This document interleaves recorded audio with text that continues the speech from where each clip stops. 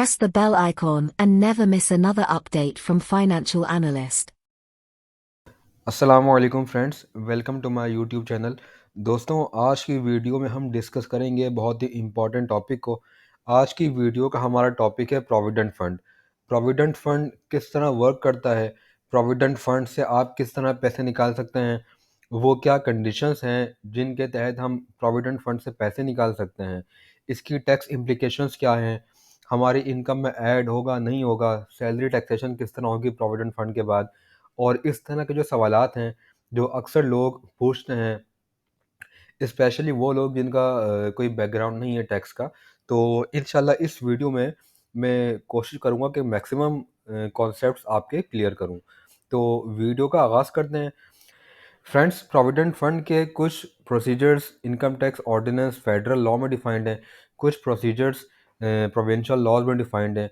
तो इंशाल्लाह इस वीडियो में मैंने तमाम लॉज को सामने रखते हुए ये वीडियो बनाई है। ये स्लाइड्स मैंने तमाम लॉज को सामने रखते हुए जो है ना स्लाइड बनाई है, क्योंकि मैं खुद काफ़ी अर्से तक प्रोविडेंट फंड को मैनेज कर चुका हूँ। तो अगर आप लॉ को रेफर करना चाहें तो 3 लॉज मैंने यहाँ मेंशन किए हैं। इनकम टैक्स ऑर्डिनेंस 2001 का 6th schedule, income tax rules 2002 के रूल 91 टू रूल 107, और Sindh terms of employment standing order act 2015। ये 3 लॉज आप प्रेफर कर लें। वैसे इंशाल्लाह इसकी ज़रूरत नहीं पड़ेगी। मैंने इन्हीं 3 लॉज को कंसाइज करते हुए जो डिटेल्स मेंशन्ड है यहाँ प्रोविडेंट फंड की, वो मैंने इंशाल्लाह इस वीडियो में कवर कर ली है। तो वीडियो का आगाज़ करते हैं दोस्तों। What is provident fund? देखें, प्रोविडेंट फंड एक रिटायरमेंट बेनिफिट है जो कंपनीज ऑफर करती हैं अपने एम्प्लॉयज़ के लिए। प्रोविडेंट फंड में कंपनी भी कंट्रीब्यूट करेगी और एम्प्लॉय भी कंट्रीब्यूट करेगा, तब वह प्रोविडेंट फंड कहलाएगा। प्रोविडेंट फंड कितने किस्म के होते हैं? Statutory provident fund, recognised provident fund और अनरिकॉग्नाइज्ड प्रोविडेंट फंड। जो फर्स्ट काइंड है स्टैट्यूटरी प्रोविडेंट फंड, ये basically government semi government in institutions में ये इम्प्लीमेंट होता है। जो प्राइवेट सेक्टर है वहाँ प्रोविडेंट फंड या तो रिकॉग्नाइज्ड होगा या अनरिकॉग्नाइज्ड होगा। दोनों में डिफरेंस सिर्फ इतना है कि जो रिकॉग्नाइज्ड प्रोविडेंट फंड है ये इनकम टैक्स डिपार्टमेंट एफबीआर से रिकॉग्नाइज होता है, इसका एग्जाम्पशन सर्टिफिकेट इशू होता है। और अगर आप इनकम टैक्स डिपार्टमेंट से एफबीआर से रजिस्टर्ड नहीं करेंगे तो वो अनरिकॉग्नाइज्ड होगा। तो इस वीडियो में हम जेनेरिक टर्म्स को कवर करेंगे। जो जेनेरिक लॉज हैं वो दोनों में सेम है, चाहे आपकी कंपनी में प्रोविडेंट फंड रिकॉग्नाइज्ड हो या अनरिकॉग्नाइज्ड हो, प्रोसीजर सेम है। लोन निकालना, टैक्सेशन, ये सब कुछ सेम होता है। तो इसका डिफरेंस मैं इंशाल्लाह आपको आगे भी बताऊंगा, क्योंकि अभी मैं इसको नहीं डिफाइन कर सकता। इसके लिए आपको कुछ चीज़ें समझना ज़रूरी हैं। How provident fund works? Provident fund इस तरह वर्क करता है, हर मंथ कंपनी आपकी ग्रॉस सैलरी से, मंथली ग्रॉस सैलरी से कंपनी डिडक्शन करेगी 8.3333%। ठीक है, पॉइंट के बाद 4 दफ़ा 3 आता है। अब ये 8.3333 क्यों है? क्योंकि इसको मल्टीप्लाई करें 12 से तो इसका आंसर आएगा 100।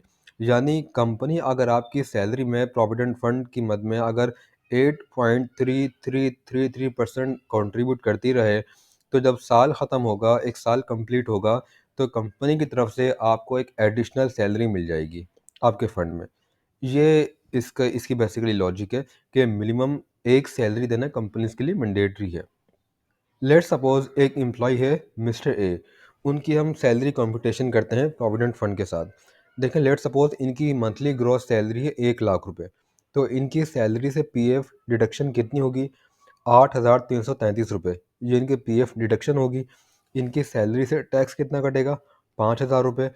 तो जो नेट पे इनको मिलेगी, जो इनके बैंक अकाउंट में ट्रांसफ़र होगी, वो अमाउंट है 86,667 रुपीज़।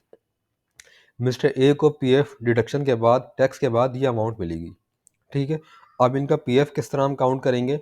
एम्प्लॉय ने अपनी सैलरी से कितनी कंट्रीब्यूशन की है? 8,333 रुपीज़।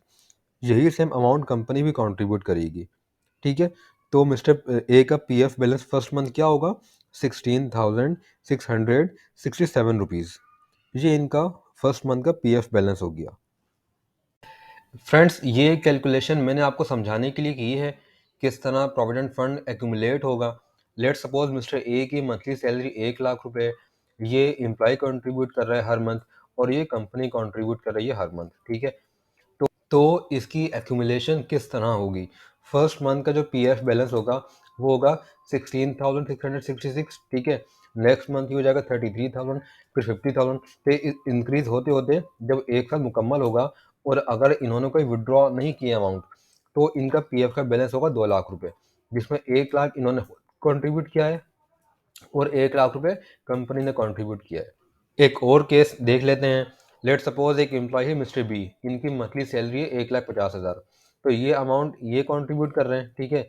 ये अमाउंट कंपनी कंट्रीब्यूट कर रही है। तो इनका जब एक साल मुकम्मल होगा तो इनके पीएफ में कितना बैलेंस होगा? इनके फंड में 3 लाख रुपए। 1.5 लाख इन्होंने अपनी कंट्रीब्यूशन से फंड में जमा किया और 1.5 लाख रुपए कंपनी ने जमा किया।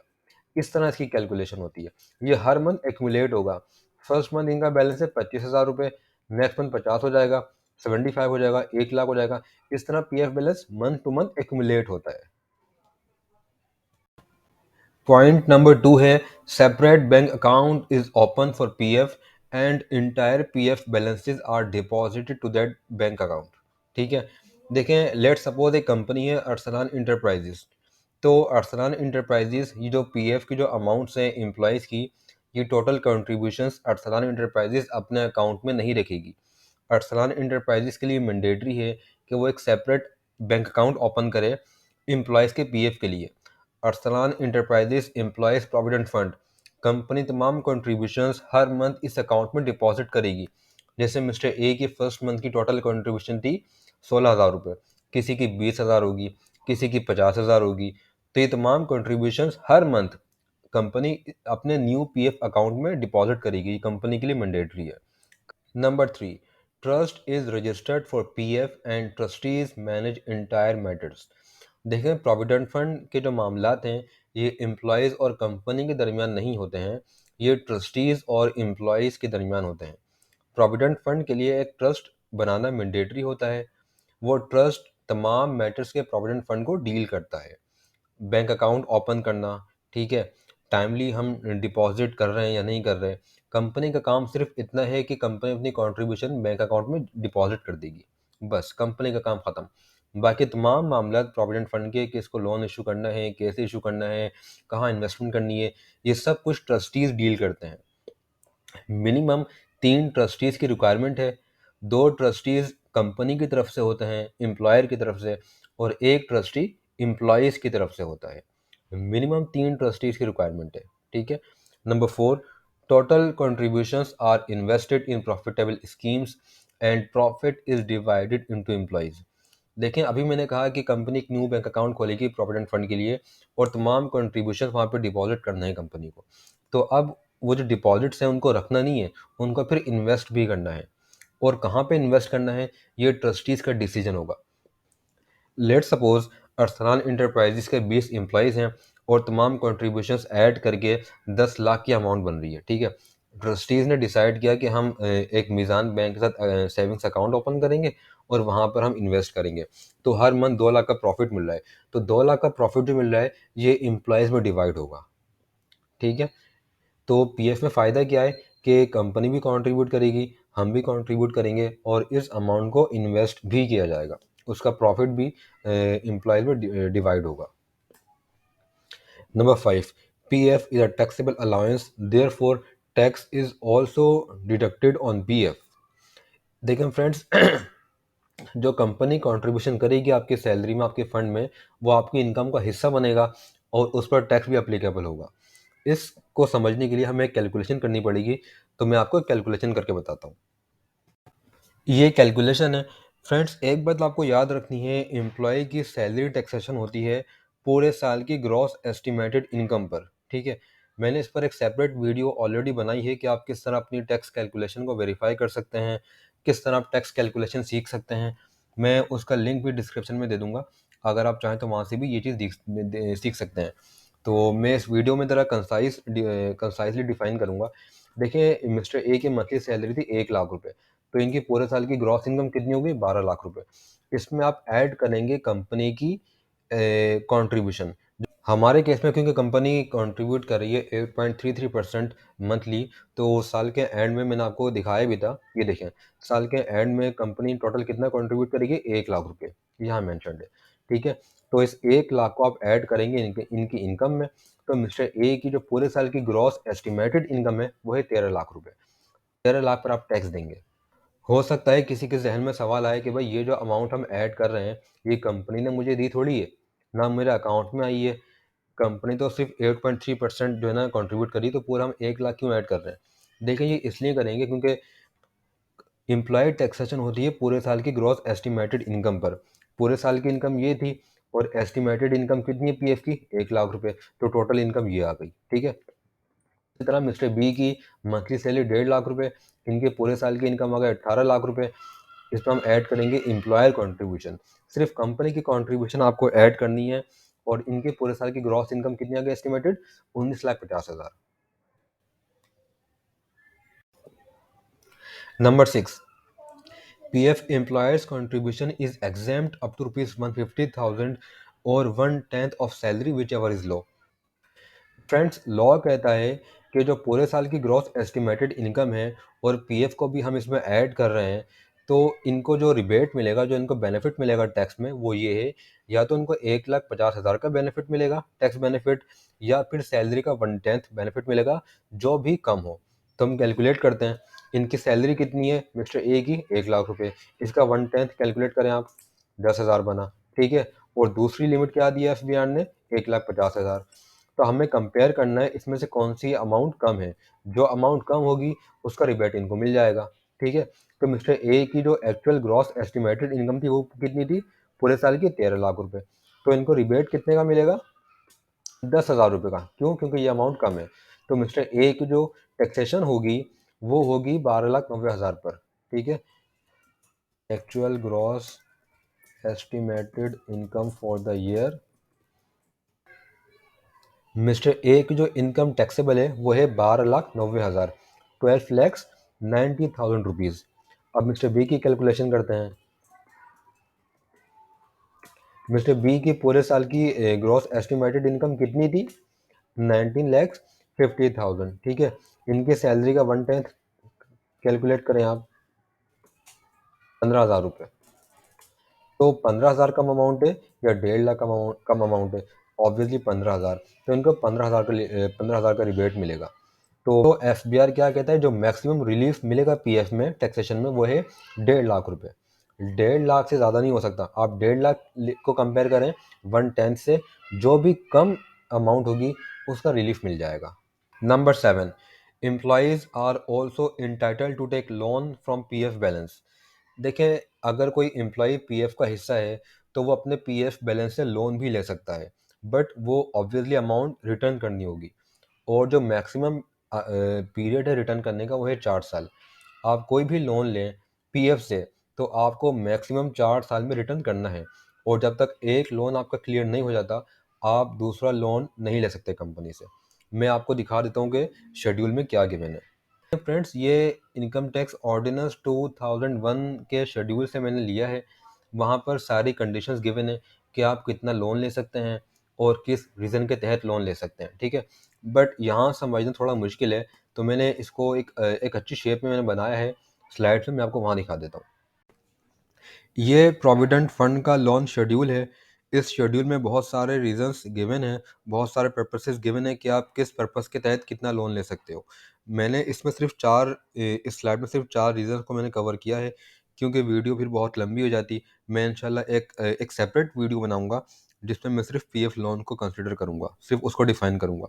तो देखिए, ये पर्पस मेंशन्ड है, लिमिट मेंशन्ड है और रिपेमेंट मेंशन्ड है कि आप कितने टाइम में पे करेंगे। तो देखिए, अगर आप या आपका कोई फैमिली मेम्बर जो आपका डिपेंडेंट है, अगर वो बीमार हो जाता है तो उसकी बीमारी के अगेंस्ट आप लोन ले सकते हैं। कितना, लिमिट क्या है, लेसर ऑफ 6 मंथ्स सैलरी और हिज कम्युलेटिव बैलेंस। यानी आप कंपेयर करेंगे 6 मंथ्स की सैलरी को और टोटल पीएफ बैलेंस को, जो भी कम अमाउंट होगी वो आपको मिल जाएगी एज अ लोन। तो देखिए, यहाँ पर 6 मंथ्स की सैलरी कितनी है, 6 लाख रुपए, टोटल पीएफ बैलेंस कितना है, 3 लाख रुपए। तो इसमें से कौन सी अमाउंट कम है, 3 लाख रुपए। तो इलनेस में कितना लोन मिलेगा, 3 लाख रुपए। इस केस में हमें उस डेट का पीएफ बैलेंस देखना है कि उस डेट में 6 मंथ्स की सैलरी कितनी बन रही है और टोटल पीएफ बैलेंस कितना बन रहा है। जो कम अमाउंट होगी वो मिल जाएगी। उसी तरह अगर किसी को मोटरसाइकिल परचेज करनी है तो सेम लिमिट है। lesser of 6 months salary or his cumulative balance. Number 3, to pay overseas passage for education or health. अगर मैं या मेरा कोई डिपेंडेंट पाकिस्तान से बाहर जा रहा है एजुकेशन या हेल्थ के लिए, तो भी सेम लिमिट है। 6 मंथ्स की सैलरी को कंपेयर करेंगे, टोटल पीएफ बैलेंस जो कम अमाउंट होगी वो मिल जाएगी। ठीक है, फॉर मैरिज और फ्यूनरल इसके तहत भी सेम लिमिट है। 6 मंथ्स की सैलरी को कंपेयर करेंगे, टोटल पीएफ बैलेंस जो कम अमाउंट होगी वो मिल जाएगी। देखें जो पॉइंट नंबर 7 है, employees are entitled to take loan from PF. अगर कोई कहे भाई मैं परमानेंट विड्रॉ करना चाहता हूँ, तो उसकी सिर्फ 3 कंडीशंस हैं। अगर आपको परमानेंट पैसे निकालने हैं जो आपको रिटर्न नहीं करने हैं, तो उसकी 3 कंडीशंस हैं। Number 1, retirement. अगर कोई एम्प्लॉय रिटायर हो रहा है, उसकी एज 60 ईयर्स है, तो रिटायरमेंट पर आपको कंप्लीट पीएफ बैलेंस मिल जाएगा, आपकी कंट्रीब्यूशन भी और कंपनी की कंट्रीब्यूशन भी जो आपको रिटर्न नहीं करनी। Number 2, job termination. अगर कोई एम्प्लॉय रिज़ाइन करता है, तो रेजिग्नेशन के बाद भी जब आप जॉब टर्मिनेट करेंगे, रिज़ाइन करने पर भी आपको कंप्लीट पीएफ बैलेंस मिल जाएगा, आपकी कंट्रीब्यूशन भी और कंपनी की कंट्रीब्यूशन भी जो कि आपको रिटर्न नहीं करनी होंगी। Number 3, upon attaining 50 years age. Friends, अगर किसी एम्प्लॉय की एज 50 ईयर्स है, तो वो अपने प्रोविडेंट फंड से 60% बैलेंस निकाल सकता है विदाउट एनी रीज़न, जो कि अमाउंट उसको रिटर्न नहीं करनी होगी। ये बहुत इंटरेस्टिंग रीज़न है कि अगर आपकी एज 50 ईयर्स है तो आप 60% बैलेंस निकाल लो और वो आपको रिटर्न नहीं करना होगा। वरना जब तक आप एम्प्लॉयड हैं कंपनी में, आप प्रोविडेंट फंड से लोन ले सकते हैं सिर्फ, जो कि आपको रिटर्न करना होगा। आप परमानेंट विड्रॉल नहीं कर सकते कि मैंने पैसे ले लिए अब मैं रिटर्न नहीं करूँगा, ऐसा नहीं होता। ठीक है, तो फ्रेंड्स यहाँ पर हमारी वीडियो मुकम्मल होती है। मुझे उम्मीद है कि आपको ये वीडियो पसंद आई होगी। कोई भी आपका सवाल हो प्रोविडेंट फंड से रिलेटेड, आप कमेंट बॉक्स में मुझसे पूछ सकते हैं, मैं इंशाल्लाह आपको रिस्पॉन्ड करूँगा। मैं इंशाल्लाह एक और वीडियो बनाऊँगा जिसमें मैं और ज़्यादा प्रोविडेंट फंड को डिफ़ाइन करूँगा और पीएफ लॉन्च शेड्यूल को भी हम डिटेल्ड में इंशाल्लाह डिस्कस करेंगे। Thank you so much.